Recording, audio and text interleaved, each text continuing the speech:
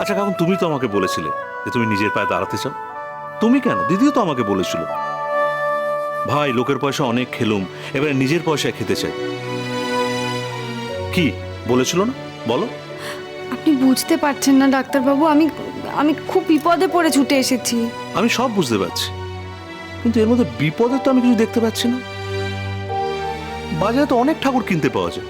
আরে বাবা, বাইরের কেনা ঠাকুরে ও তো পুজো করবে না বলেছে। আরে বাবা, সেটা তো ওর চয়েস, সব ব্যাপারে তো এইভাবে জোর করতে পারে না। ও একটু ওরকমই, জানেনই তো, ছেলে মানুষ। এখন তুমি ওকে ছেলে মানুষ বলে প্রশ্রয় দিচ্ছ। এখানে তো প্রশ্রয় দেওয়ার কিছু নেই, তুমি একটা ঠাকুরের জন্য অ্যাডভান্স নিয়েছো।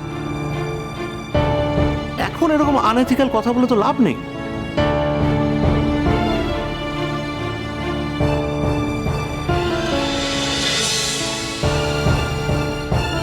ছেলেটা সত্যি পাগল।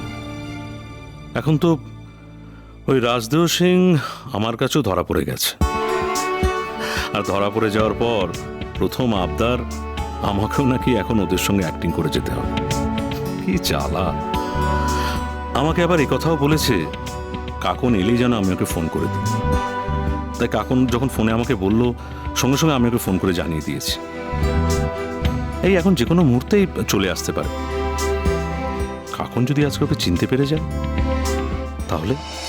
ডাক্তারবাবু, ওর যখন ইচ্ছে হয়েছে যে আমার তৈরি করা ঠাকুর দিয়েই আমাদের বাড়িতে পুজো হবে, তখন আমি ওর কথার বিরুদ্ধে যেতে পারবো না। আমার আমার ওই ঠাকুরটাই ফেরত চাই ডাক্তারবাবু। এই তো আমি টাকাও সঙ্গে করে নিয়ে এসেছি।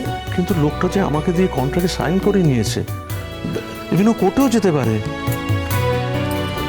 ডাক্তারবাবু, আপনি আগেই এত এত ভয় কেন পাচ্ছেন? আপনি আপনি একবার ওনার সাথে কথা বলুন না, একবার রিকোয়েস্ট করে দেখুন না, উনি তো শুনলেও শুনতে পারেন। আমি না হয় ওনাকে নতুন করে ঠাকুর বানিয়ে দেবো। কাকুন, এটা ছেলে খেলার কথা নয়, একটা ঠাকুর বানানো অত সহজ নয়। আর দু একদিনে ঠাকুর তৈরি করা যায় না। ঠাকুর বানাতে হয় অনেক যত্ন সহকারে। তুমি ঈশ্বর নিয়ে খেলা করতে পারো না। তাহলে আমি এখন কি করি বলুন তো ডাক্তারবাবু? ও তো বলছে যে ওর ওই ঠাকুরটাই চাই পুজো করার জন্য। তুমি ওকে বলে দাও সেটা সম্ভব না। আমি কি বলিনি নাকি? অনেকবার বলেছি। আপনার কি মনে হচ্ছে ওর সাথে কথা না বলেই আমি এখানে ছুটে এসেছি? তুমি যে কোনো একটা দিক বেছে নাও। প্রফেশনাল ওয়ার্ল্ড তোমার জন্য নয়। সমুদ্রের সঙ্গে তোমার একটা মিসআন্ডারস্ট্যান্ডিং হয়েছিল বলে তুমি বাড়িতে বসেছিলে। আসলে তুমি ঘর সংসার নিয়ে থাকতে চাও, আর কিচ্ছু করতে চাও না।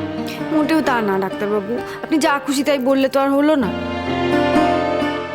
ডাক্তারবাবু, আপনি আপনি একবার লোকটাকে ডাকুন না, একবার ডেকে কথা বলুন। একবার কথা বলতে তো আর কোনো অসুবিধে নেই। দেখো লোকটা দুম করে চলে না আসে। চলে না আসে মানে? তার তার কি আবার এখন আসার কথা আছে নাকি? আরে বাবা, এই তো তুমি বলো ওনার সঙ্গে কথা বলতে, আবার তুমি এখন ওনার কথা শুনে চমকে উঠছো কেন? না মানে আমি বলছি যে উনি যদি আসেন, আপনি কথা বলবেন, আমি সামনে থাকবো না। কেন? সেদিনকে তখন উনি যে তোমার কথাটা বলেছেন সেটা তুমি আমাকে বলেছো? বলার মতো কিছু বলেনি। তোমাকে কি ইনসাল্ট করেছিল? এই কথাটা থাক ডাক্তারবাবু। ডাক্তারবাবু, আমি আপনাকে যেটা বললাম, আপনি দয়া করে আমার সেই কাজটা করে দিন। আমি আমি চিরজীবন আপনার কেনা হয়ে থাকবো। পুজোর তো আর মাত্র 2 দিন বাকি। তার মধ্যে যদি ওই লোকটা এসে ঠাকুর নিয়ে চলে যায় তাহলে কিন্তু সর্বনাশ হয়ে যাবে। কিন্তু কাকুন, তোমার ঠাকুরের তো ফিনিশিং এখনো হয়নি। না, আমার তো আর মাত্র 1 দিনেরই কাজ বাকি আছে। কালকেই আমি সেটা শেষ করে দিতে পারবো। আমি তো সেটাই বলছি। তারপর যদি ও এসে নিয়ে চলে যায় ঠাকুরটা? দেখো, যে অর্ডার দিয়ে ঠাকুর বানায় তার অন্য কোনো ঠাকুর পছন্দ হবে না। আর এই আজকের দিনে দাঁড়িয়ে এখন কোনো জায়গায় ঠাকুরের অর্ডারও নেবে না।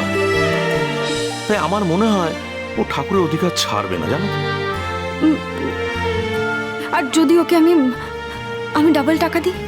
তোমার টাকার এখানে ফ্যাক্টর নয় কাকুন। ওনার কাছে যদি টাকার অভাবই থাকতো তাহলে তোমার এক্সিবিশনের সব পুতুল উনি একাই কিনে নিতেন না। আমার যেটা মনে হয় উনি ঠাকুরের সত্যটাই ছেড়ে দেবেন বলে আমার মনে হচ্ছে না। বাবু, যত তাড়াতাড়ি সম্ভব আপনি ওনার সাথে কথা বলুন। আপনি জানেন না আমি কি বিপদের মধ্যে আছি।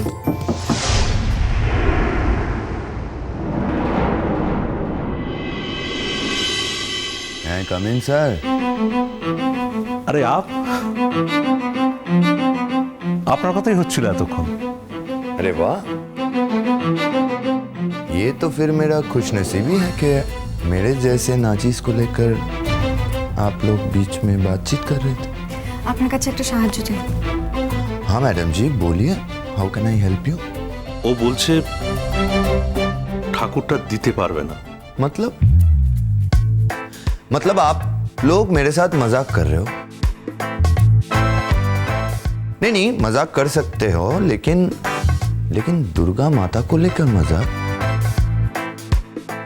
দেখুন আমি আমি খুব বিপদে পড়ে ঠাকুরটা ফেরত চাইছি। আপনি যে টাকাটা অ্যাডভান্স দিয়ে দিয়েছেন সেটা ফেরত দিয়ে দেবো আমরা। মানে আমি আমি দরকার হলে ডাবল টাকা দিয়ে দেবো, কিন্তু ওই ঠাকুরটা আমার ফেরত চাই। शायद आपको कानून ठीक से पता नहीं है मैडम, इस वजह से आप ऐसे बात कर रही हो। आप लोग के साथ तो मेरा कॉन्ट्रैक्ट है और वो दुर्गा मूर्ति आप मेरे सिवा किसी को दे नहीं पाएंगे। না মানে আমি আমি আপনাকে অনুরোধ করছি।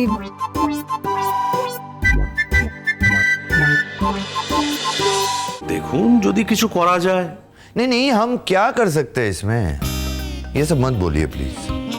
আমার আমার এই অনুরোধটা আপনি আপনি রাখুন মিস্টার সিং।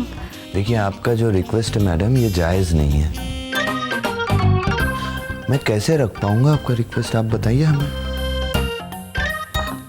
আসলে ওই ওই ঠাকুরটাই আমাদের দরকার।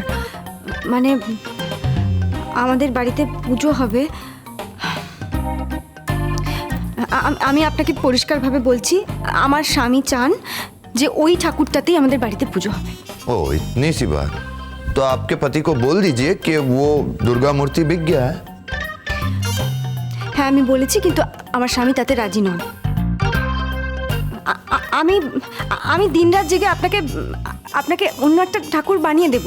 इसका मतलब तो ये हुआ मैडम कि दुनिया में सिर्फ आपके पति का भाव आपके पास है और हम लोग सारे ऐरे गहरे हैं। আচ্ছা কিছু কি করা যায় মিস্টার রাজদেও সিং? ও আসলে ওর স্বামীকে খুব ভালোবাসে।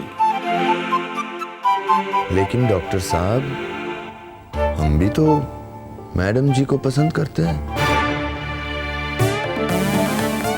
बहुत पसंद करते हैं।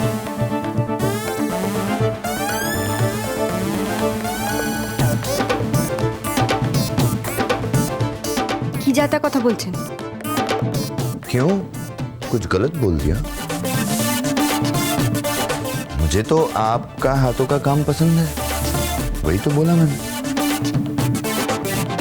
देखिए वैसे ही कहावत है कि प्यार जैसा शिद्दत का चीज दुनिया में कुछ नहीं है,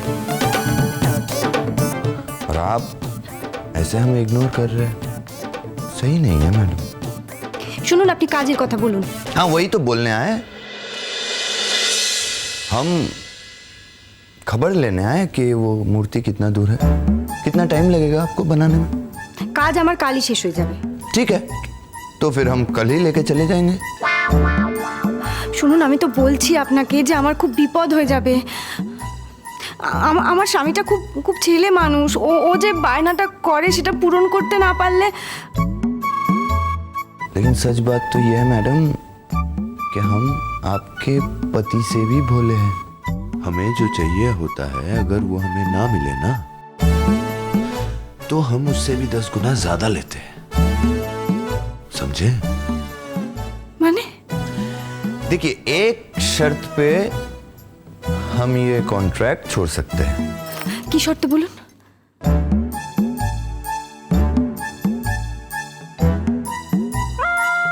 शर्त ये है मैडम जी कि एक पूरा दिन आपको मेरे साथ बिताना पड़ेगा।